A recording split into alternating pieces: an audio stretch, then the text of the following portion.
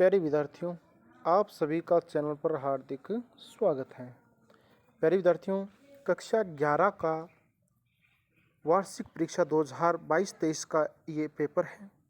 आज़ादी के बाद का स्वर्णिम भारत, आज़ादी के बाद का स्वर्णिम भारत जो हमारे पास आ चुका है। और हम इस पेपर को पढ़ना शुरू करें उससे पहले आप वीडियो को लाइक करें, चैनल को सब्सक्राइब करें, घंटे का निशान दबाकर ऑल बटन पर भी क्लिक कर दीजिए। ये आज़ादी के बाद का स्वर्ण भारत का पेपर है। आपके जीवन कौशल का भी पेपर आता है और ये भी पेपर आता है। नीचे के प्रश्नों के विकल्पों में से सही विकल्प आपको लिखने हैं।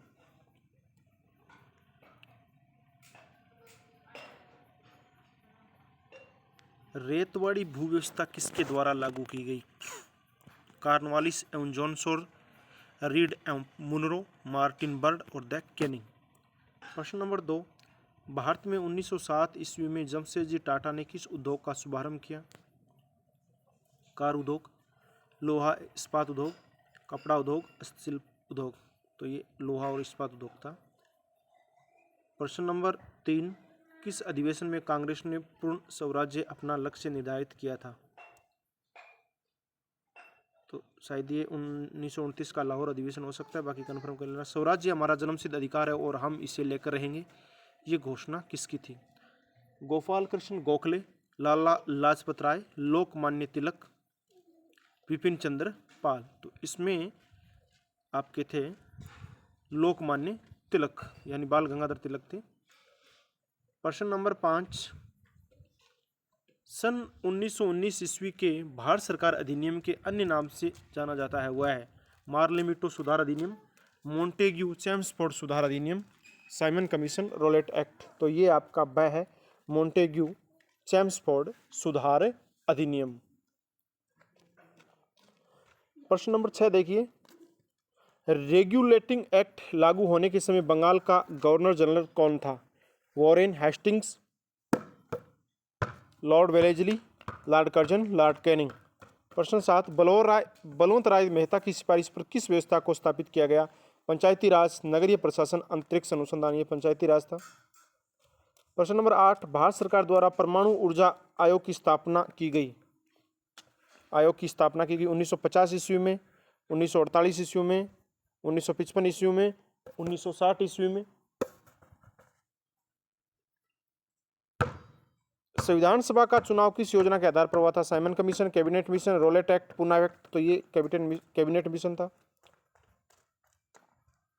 उसके बाद प्रश्न नंबर 10, सन 1919 में गदर पार्टी की स्थापना किसने की थी? लाला हरदयाल ने, लाजपत राय ने, लाला श्रीनिवास ने, लाला रतन बिहारी ने। प्रश्न नंबर 11, धन निष्कासन का सिद्धांत किसने दिया था? लाला लाजपत राय ने, लोकमान्य तिलक ने, गोपाल कृष्ण गोखले ने, दादा भाई नौरोजी ने।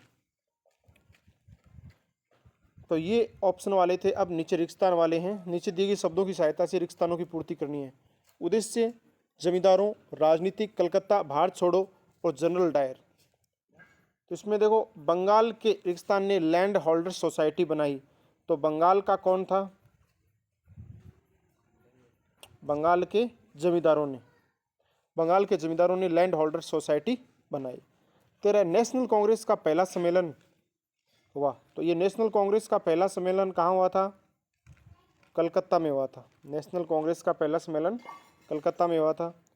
14, गोपाल कृष्ण गोखले गांधी जी के गुरु थे। कौन से गुरु थे? राजनीतिक गुरु थे। गोपाल कृष्ण गोखले गांधी जी के राजनीतिक गुरु थे। अगला प्रश्न देखते हैं। 13 अप्रैल दोपहर को जनरल डायर ने जलियांवाला बाग में आम जनता पर गोलियां बरसाई। और 16 नंबर प्रश्न है, 8 अगस्त 1942 को भारत छोड़ो आंदोलन, यानी भारत छोड़ो आंदोलन प्रस्ताव पारित हुआ। और प्रश्न नंबर 17, प्रस्ताव संविधान निर्माण की दिशा में पहला कदम था। तो ये आपका हो गया उद्देश्य प्रस्ताव, ऑब्जेक्टिव उद्देश्य प्रस्ताव, यानी इंग्लिश में, आपको यहाँ हिंदी में देखना है। ये देखो, उद्देश्य। अब रिक्त स्थानों के बाद हम बढ़ते हैं छोटे प्रश्नों की ओर।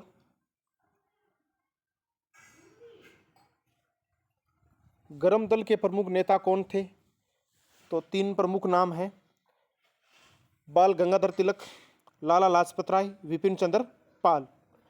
19वां, भारतीय राष्ट्रीय कांग्रेस की स्थापना कब हुई थी? 1985 में। भारतीय राष्ट्रीय कांग्रेस की स्थापना कब हुई थी? 1985 में। 20वां, गांधी जी की राजनीति में शुरुआत किस आंदोलन से हुई? चंपारण आंदोलन से, जो बिहार में हुआ था। प्रश्न नंबर 21, समुद्र किनारे बसे व्यक्तियों को नमक बनाने की अनुमति किस समझौते से प्राप्त हुई थी? तो दांडी यात्रा। प्रश्न नंबर 22 देखिए, ईस्ट इंडिया कंपनी ने भारत को ब्रिटिश ताज को कब सौंपा था? तो ये 1858 को सौंपा था, जब 1857 के अंदर गदर मचा था, यानी 1857 की क्रांति में क्रांतिकारियों ने खूब धूम मचाई थी। उसके बाद ईस्ट इंडिया कंपनी कांप गई थी और उसने ब्रिटिश ताज को सौंप दिया था। प्रश्न नंबर 23, प्रांतों में द्वैध शासन भारत सरकार के किस अधिनियम द्वारा लाया गया? प्रांतों में द्वैध शासन भारत सरकार के किस अधिनियम द्वारा लाया गया? प्रश्न नंबर 24, भारत पाकिस्तान का विभाजन किस योजना के आधार पर हुआ? भारत पाकिस्तान का विभाजन किस योजना के आधार पर हुआ? प्रश्न नंबर 25, भारतीय संविधान सभा के प्रथम अध्यक्ष कौन थे? भारतीय संविधान सभा के प्रथम अध्यक्ष कौन थे? तो ये थे सच्चिदानंद सिन्हा। प्रश्न नंबर 26, प्रारूप समिति के अध्यक्ष कौन थे? Doctor BR Ambedkar, doctor Bhimrao Ambedkar जो प्रारूप समिति के अध्यक्ष थे। प्रश्न नंबर 27, संपूर्ण संविधान निर्माण में कितना समय लगा? प्रश्न नंबर 28, साइमन कमीशन का विरोध क्यों किया गया? ये छोटे प्रश्न है, एक एक अंकों के। अब जो प्रश्न है आपके सामने वो दो दो अंकों के शुरू हो गए हैं। 29 नंबर प्रश्न, ब्रिटिश राज में कृषि पर क्या प्रभाव पड़ा? प्रश्न नंबर 30, भारतीय स्वतंत्रता आंदोलन में प्रेस की भूमिका पर अपने विचार व्यक्त करें। प्रश्न नंबर 31, गांधी जी ने असहयोग आंदोलन वापस क्यों लिया? प्रश्न नंबर 32, संविधान सभा के प्रमुख सदस्यों के नाम लिखो। तो बहुत सारे सदस्य थे, उनके आप नाम लिख दीजिए। प्रश्न नंबर 33, कैबिनेट मिशन के क्या कार्य थे? कैबिनेट मिशन के क्या कार्य थे? प्रश्न नंबर 34, भारतीय राष्ट्रीय कांग्रेस के प्रारंभिक उद्देश्य क्या थे? यहां तक दो दो अंकों के हैं। प्रश्न नंबर 35, गांधी जी की दांडी यात्रा पर प्रकाश डालिए, नमक तोड़ो कानून वाली है। प्रश्न नंबर 36, गांधी इरविन समझौते के मुख्य प्रावधान क्या थे? प्रश्न नंबर 37, भारत छोड़ो आंदोलन ने ब्रिटिश साम्राज्यवाद की नींव हिला दी थी, कैसे? प्रश्न नंबर 38, गांधी जी के सर्वोदय संबंधी विचारों पर अपनी राय दीजिए। तो यहाँ तक आपके दो दो अंकों वाले हैं, जिसमें आपको 2, 3, 4 लाइनें तक आप जो भी उत्तर आपका अच्छा सुटेबल होता है वहाँ तक आप लिखोगे।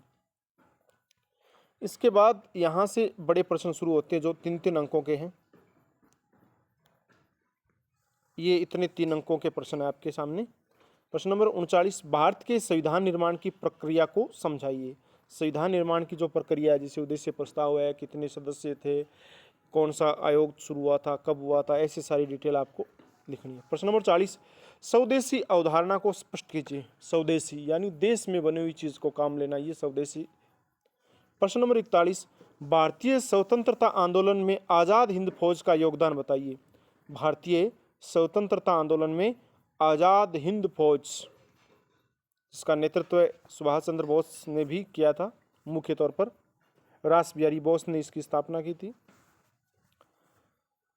प्रश्न नंबर 42, भू राजस्व व्यवस्थाओं का भारत की कृषि एवं अर्थव्यवस्था पर क्या असर पड़ा? तो ये 3-3 अंकों के प्रश्न हैं। 42 नंबर, 41 नंबर, 40 नंबर और 39 नंबर। अब इनसे भी बड़े प्रश्न हैं आपके सामने। प्रश्न नंबर 43,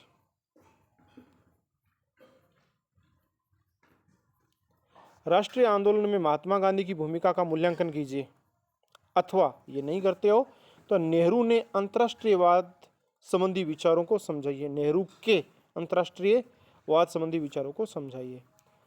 और फिर है नीचे प्रश्न नंबर 44, भारत में पंचवर्षीय योजनाओं की उपलब्धियों का वर्णन कीजिए। भारत में पंचवर्षीय योजनाओं की उपलब्धियों का वर्णन कीजिए। हालांकि अब ये योजना है वो बंद हो चुकी है, कब? जब से नरेंद्र मोदी सरकार आई है। फिर भी आप इनका वर्णन करोगे क्योंकि ये बहुत लंबे समय तक चली है। अथवा अगर ये नहीं करते हैं तो भारतीय स्वतंत्रता आंदोलन में भारतीय राष्ट्रीय कांग्रेस के योगदान की समीक्षा आपको करनी है कि भारतीय राष्ट्रीय कांग्रेस ने वास्तव में स्वतंत्रता आंदोलन में भाग लिया था या यूं ही डंका पीट रहे हैं कि हमने भाग लिया था। तो इसके बारे में आपको समीक्षा करनी है। तो प्यारे विद्यार्थियों, आपका यहाँ पर पेपर कंप्लीट हुआ। आपने इस वीडियो को अंत तक देखा है, इसके लिए आपको बहुत बहुत धन्यवाद।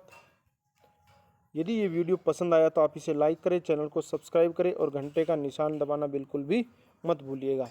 प्यारे विद्यार्थियों, ये पेपर ओरिजिनल पेपर है कक्षा 11 का, आज़ादी के बाद का स्वर्णिम भारत। परंतु याद रहे, हर जिले का अलग अलग पेपर होता है, इसलिए आप इस पेपर को अंतिम न माने, इसको आप एज ए इम्पोर्टेंट मान सकते हैं, क्योंकि बिल्कुल छोटी सी किताब है और उसमें बहुत सारे प्रश्न यहाँ पर लिए गए हैं। इसमें हिंदी और अंग्रेजी दोनों माध्यम के प्रश्न हैं, जिसका आप प्रयोग आप पढ़ सकते हैं, देख सकते हैं। प्यारे विद्यार्थियों, अगली क्लास में हम आपसे फिर रूबरू होंगे।